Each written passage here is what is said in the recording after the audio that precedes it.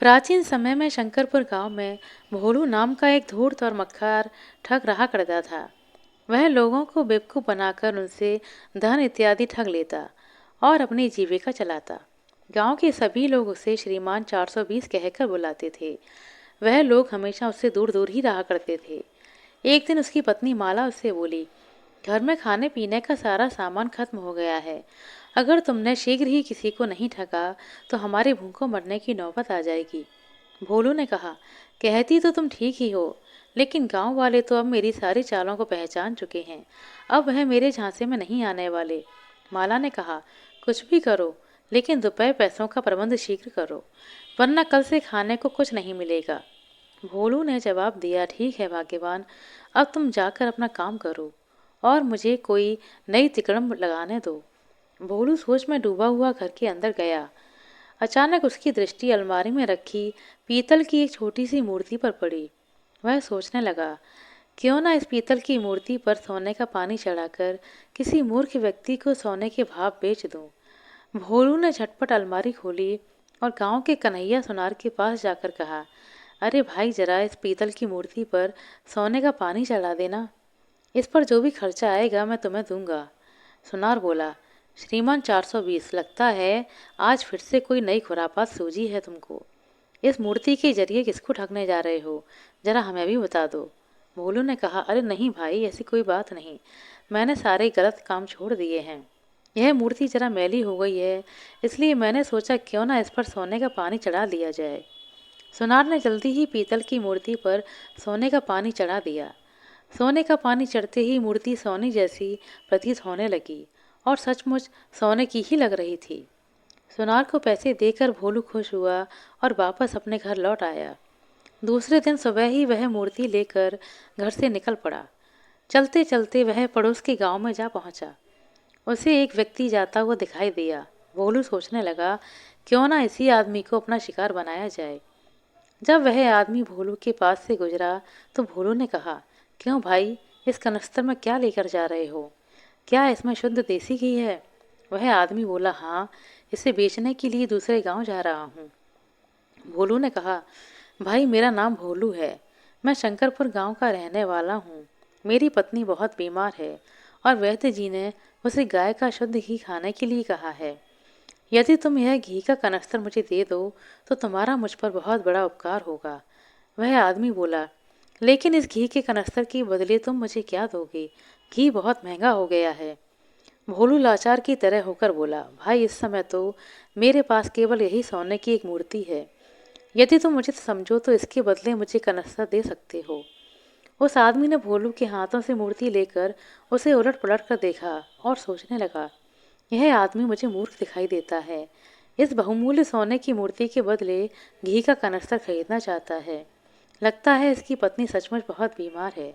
मुझे इसको यह कनस्तर दे देना चाहिए, क्योंकि यह तो काफ़ी मुनाफे का सौदा है।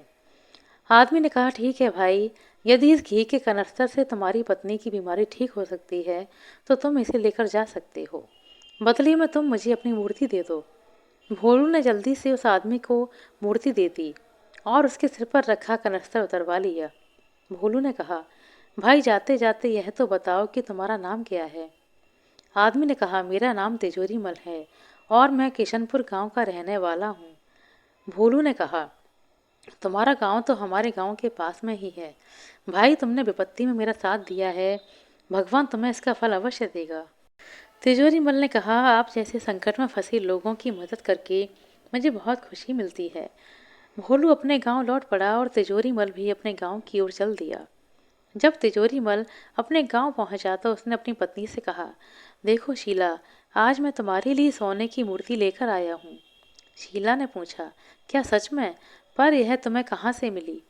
तिजोरी मल ने कहा, यह सब उस घी के कनस्तर की करामात है भाग्यवान।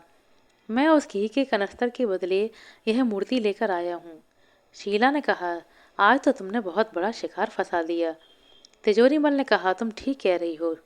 सचमुच जब वह आदमी अपने घर जाकर घी का कनस्तर खोलेगा तो अपना माथा पीट लेगा। हाँ स्वामी, आपने तो पूरे कनस्तर में गोबर भर रखा था और ऊपर से घी की परत जमा रखी थी। जब बाद में घर जाकर कनस्तर खोलेगा तो अपना माथा पीट लेगा। फिर कुछ सोच कर तिजोरी मल अपनी पत्नी से बोला, शीला, मैं बहुत दिनों से सोच रहा था कि तुम्हारे लिए सोने के गहने बनवाऊंगा। शीला ने अपने पति से मूर्ति ली और रघु सुनार की दुकान की ओर चल पड़ी। सुनार की दुकान पर पहुंचकर बोली, रघु भाई, इस सोने की मूर्ति के बदले मुझे सोने के गहने बनवा दीजिए। रघु सुनार ने मूर्ति को हाथ में लिया और कहा, जरा देखूं तो सही, लगता है तिजोरी मल ने आज लंबा हाथ मारा है। शीला ने कहा, अरे नहीं रघु जी, यह हमारी खानदानी मूर्ति है, कोई ठगी का माल नहीं है। सुनार ने कहा, ठीक है भाभी, तुम्हारी बातों पर विश्वास कर लेता हूँ, वरना तो मैं तिजोरी मल की नस नस से वाकिफ हूँ। जरा बैठो, मैं मूर्ति की परख कर लेता हूँ। मूर्ति की परख करते ही सुनार ने कहा, अरे भाभी, इस पीतल की मूर्ति को सोने की मूर्ति बताकर मुझे मूर्ख बनाने आई हो। मूर्ति तो पीतल की है, जिस पर सिर्फ सोने का पानी चढ़ा है। रघु सुनार हंसते हुए बोला, लगता है 420 तिजोरी मल को कोई दूसरा 420 ठग मिल गया। मूर्ति लेकर शीला अपने घर की ओर चल दी। वह अपने पति को मन ही मन कोसती हुए घर जा पहुंची। उसने गुस्से में अपने पति से कहा, मजाक करने के लिए तुम्हें कोई और नहीं मिला जो पीतल की मूर्ति को सोने की मूर्ति कहकर मुझे थमा दिया। तिजोरी मल ने आश्चर्य से कहा, क्या बोलती हो शीला? शीला बोली, सुनार ने कहा है कि मूर्ति पर सिर्फ सोने का पानी चढ़ा हुआ है, बाकी सारी मूर्ति पीतल की है। तिजोरी मल समझ गया कि अच्छा, वह ठग मुझे चकमा देकर चला गया। जरूर वह कोई बड़ा ठग रहा होगा। मैं अभी उसके गांव जाकर उसकी खबर लेता हूँ। तिजोरी मल उसी समय भोलू के घर की ओर चल पड़ा। उधर घी का कनस्तर सिर पर रखे भोलू अपने घर पहुंचा और बोला, माला, जल्दी से चूल्हा जलाओ और हमारे लिए स्वादिष्ट भोजन बनाओ। माला ने व्यंग्यात्मक लहजे में कहा, क्यों, ऐसा कौन सा खजाना हाथ लगा है तुम्हारे जो धन्ना सेठ की तरह बोल रहे हो? भोलू ने कहा, इस कनस्तर में गाय का शुद्ध देसी घी है, इसे बेचकर मैं खूब सारा धन कमाऊंगा। शीला कनस्तर को उठाकर रसोई घर में ले गई और बढ़िया खाना बनाया। जब उसने खाना भोलू के आगे परोसा तो भोलू बोला, अरे मूर्ख, तूने खाने में बिल्कुल घी नहीं डाला, थोड़ा घी तो डाल दे। माला ने कनस्तर में से 1 चम्मच घी निकाला और सब्जी में डाल दिया। यह देखकर भोलू गुस्से से बोला, पूरा कनस्तर घी से भरा पड़ा है और तू कंजूसी कर रही है। 4-5 चम्मच घी तो सब्जी में डाल कम से कम। माला ने कनस्तर से 4 चम्मच घी निकाल कर सब्जी में डाल दिया। लेकिन जैसे ही भोलू ने रोटी सब्जी में डुबोकर खाई, उसने तुरंत थूक दी और कहा, यह घी है या गोबर, सारा मुंह खराब हो गया। माला ने कहा, अब क्या हुआ? भोलू बिना कुछ बोले घी के कनस्तर के पास जाकर उसे खोलकर उसमें करछी घुमाने लगा। उसने देखा कि पूरा कनस्तर गोबर से भरा है। उसने गुस्से में कहा, अरे, इसमें तो घी के बजाय गोबर भरा पड़ा है। अब समझा कि तिजोरी मल इतनी जल्दी मूर्ति लेने के लिए कैसे तैयार हो गया। माला पति की हंसी उड़ाती हुई बोली, तो क्या सब्जी में और घी डलवाओगे? क्यों मेरे घाव पर नमक छिड़क रही हो भाग्यवान? वह मुझे ठग ले गया और तुम मेरी हंसी उड़ा रही हो। इधर तिजोरी मल गुस्से में गुनगुनाते हुए लाठी लेकर भोलू को मारने के लिए चल पड़ा। जब वह भोलू के गांव के पास पहुंचा तो उसने सोचा, भला मैं क्यों मारूं भोलू को? अगर उसने मेरे साथ धोखा किया है तो मैंने भी तो उसे घी के बदले गोबर का कनस्तर दिया है। मुझे उसे सजा देने का कोई हक नहीं। पर अब जब मैं उसके गांव तक पहुंच गया हूं तो उससे मिल ही लेता हूं। यह सोचकर उसने लाठी फेंक दी और भोलू के घर की ओर चल दिया। जब वह भोलू के घर के पास पहुंचा तो भोलू ने उसे आता देख कहा, अरे माला, यह तो वही आदमी है जिसने मुझे घी के बदले गोबर का कनस्तर पकड़ाया है। लेकिन यह इधर क्यों आ रहा है? माला बोली, आने दो, फिर पूछते हैं। जब तिजोरीमल भोलू और माला के पास पहुंचा तो भोलू ने कहा, अरे तिजोरीमल, तू यहाँ कैसे पहुंचा? तिजोरीमल ने कहा, कल जो तुमने मुझे सोने की मूर्ति दी थी उसके लिए तुम्हें धन्यवाद देने आया हूँ और तुम्हारी पत्नी की तबीयत के बारे में पूछने आया हूँ। भोलू समझ गया कि यह मुझे फिर से मूर्ख बनाने आया है। सोचते हुए तिजोरीमल से बोला, अरे भाई, तुम किस सोच में डूब गए? तुमने बताया नहीं कि तुम्हारी पत्नी की तबीयत कैसी है। भोलू ने कहा, अरे भाई, तुम्हारी कृपा से मेरी पत्नी की तबीयत बिल्कुल ठीक है। तुम्हारा घी इतना अच्छा था कि उसे एक बार खाने से ही वह बिल्कुल ठीक हो गई। तिजोरीमल ने कहा, भगवान का लाख लाख शुक्र है कि भाभी जी ठीक हो गई। अच्छा भाई, अब मैं चलता हूँ। भोलू ने कहा, अरे ऐसे कैसे जा सकते हो? आज मैं तुम्हें नहीं जाने दूंगा। आज तुम्हें मेरे घर पर ही रहना होगा। कम से कम मुझे एक बार मेहमान नवाजी का मौका तो दो। तिजोरी मल ने कहा, ठीक है भाई, अगर तुम जिद कर ही रहे हो तो मैं आज यहाँ रुक जाता हूँ। भोलू ने अपनी पत्नी से कहा, माला जाओ और तिजोरी मल के लिए भोजन तैयार करो, आज यह हमारे यहाँ मेहमान है। माला बोली, ठीक है स्वामी, और वह खाना बनाने के लिए रसोई घर में चली गई। माला ने झटपट खाना बनाया और दोनों के आगे परोसा। भोलू ने पूछा, माला, तुमने मेहमान की सब्जी में देसी घी डाला है या नहीं? माला बोली, अजी घर में घी का पूरा कनस्तर भरा पड़ा है और मैं मेहमान की सब्जी में घी न डालूं, ऐसा हो सकता है क्या? भोलू ने कहा, जल्दी से घी लेकर आओ। माला कनस्तर से घी लाने चली गई। तिजोरी मल सोचने लगा, मारे गए, अब गोबर वाला घी मुझे ही खाना पड़ेगा। अगर मना करता हूँ तो मुसीबत और खाता हूँ तो भी मुसीबत। माला मुस्कुराते हुए सब्जी में घी डालने लगी। बेचारे तिजोरी मल को चुपचाप गोबर वाला घी खाना पड़ा। भोलू सोचने लगा, अब आया मजा, कम वक्त मुझे गोबर वाला घी खिलाना चाहता था, अब खुद ही अपना घी खा रहा है।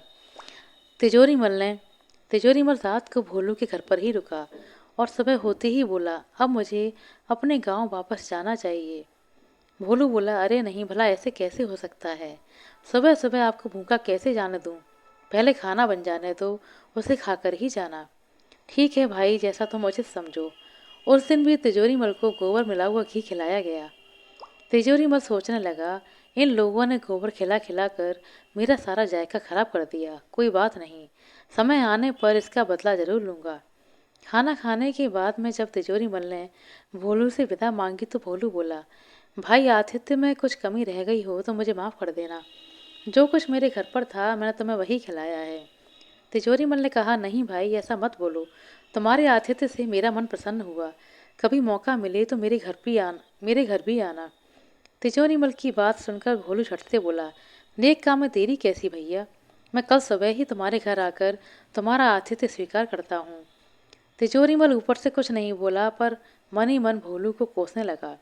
कमबख्त, यह तो तुरंत ही तैयार हो गया। खैर कोई बात नहीं, जब यह मेरे घर आएगा तो ऐसा सबक सिखाऊंगा कि जीवन भर याद रखेगा। तिजोरी मल ने भोलू से विदा ली और अपने घर पहुंच गया। उसने अब उसकी पत्नी शीला ने पूछा, क्यों जी, कराए भोलू की ऐसी की तैसी?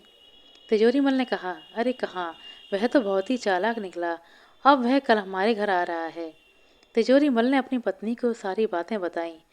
यह सुनकर शीला चिंतित होकर बोली, अब क्या होगा? वह तो हमारे घर आ रहा है, उससे कैसे निपटेंगे? तिजोरी मल बोला, घबराने की कोई ज़रूरत नहीं, मैं कुछ ना कुछ उपाय सोचता हूँ जिससे उसे मजा चखाया जा सके। तिजोरी मल सोचने लगा और अंत में उसने भोलू से छुटकारा पाने की एक युक्ति खोज निकाली। तिजोरी मल ने कहा, सुनो शीला, मैं कल भोलू के आने से पहले ही घर से निकल जाऊंगा और ठीक खाना खाने के समय पर ही घर वापस आऊंगा।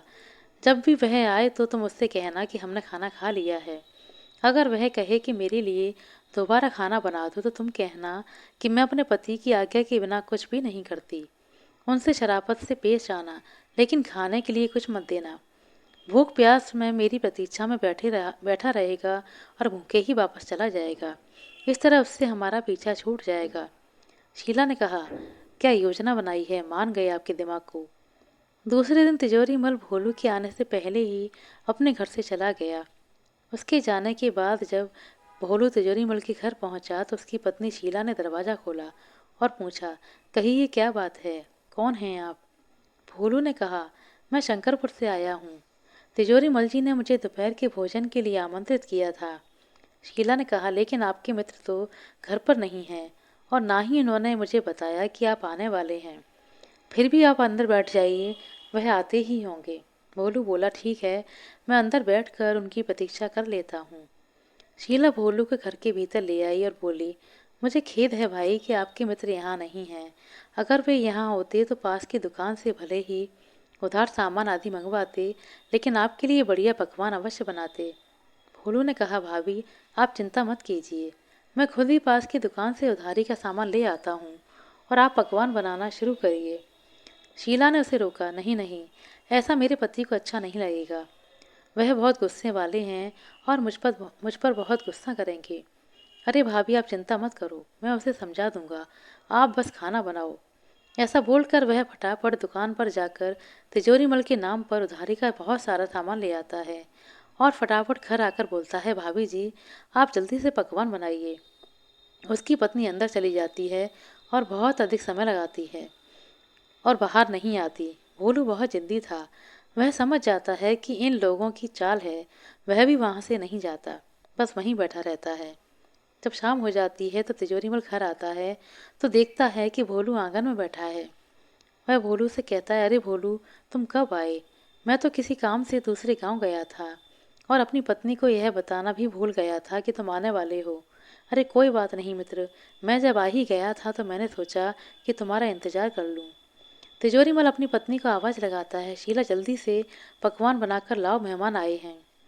फिर थोड़ी देर के बाद अंदर रसोई में जाकर शीला को समझाकर आता है कि चांदी के छोटे छोटे बर्तनों में भोलू के लिए भोजन लगाना और मेरे लिए कांसे की बड़ी सी थाली और बड़े बड़े कटोरों में लगाना। शीला ने कहा, ठीक है जी, मैं ऐसा ही करूँगी।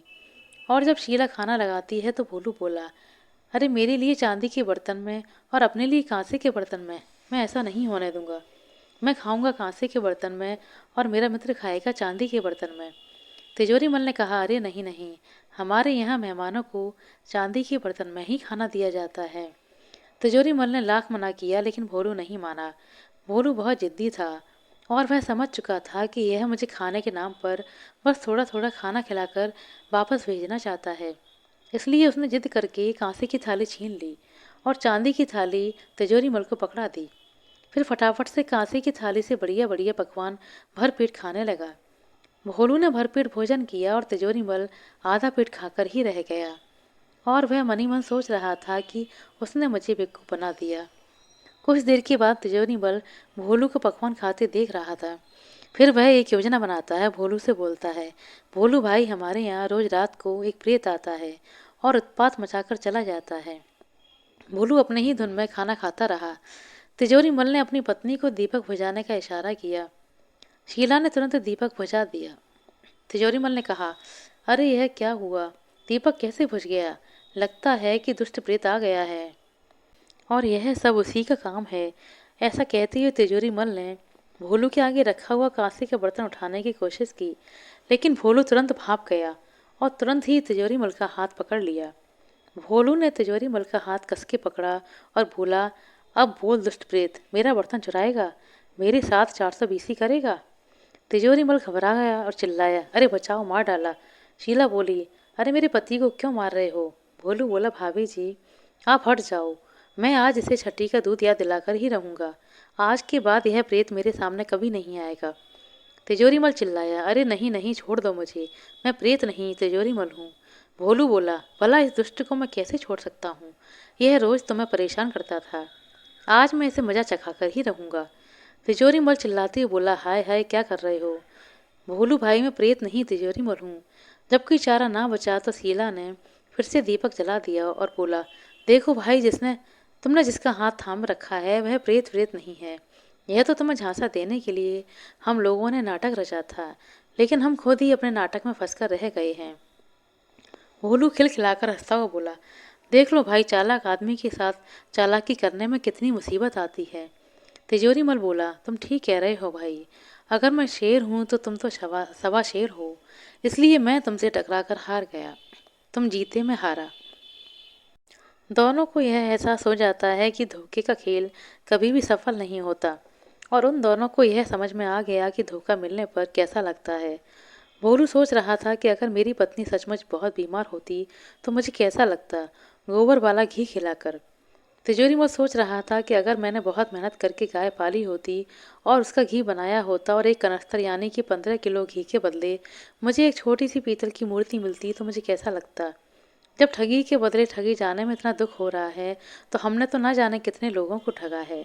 आज से ही हम लोगों को ठगना छोड़कर मेहनत की कमाई खाएंगे। वह अपनी गलती, अपने पाप के लिए भगवान से माफ़ी मांगने लगे। आशा करते हैं दोस्तों आपको हमारा सुनाई गई है छोटी सी कहानी अच्छी लगी होगी। कहानी अच्छी लगी हो तो कृपया लाइक कर दें, शेयर कर दें। चैनल पर नए हैं तो सब्सक्राइब कर लें। अपना कीमती समय देने के लिए बहुत बहुत धन्यवाद। मिलते हैं अगले वीडियो में, तब तक के लिए नमस्कार।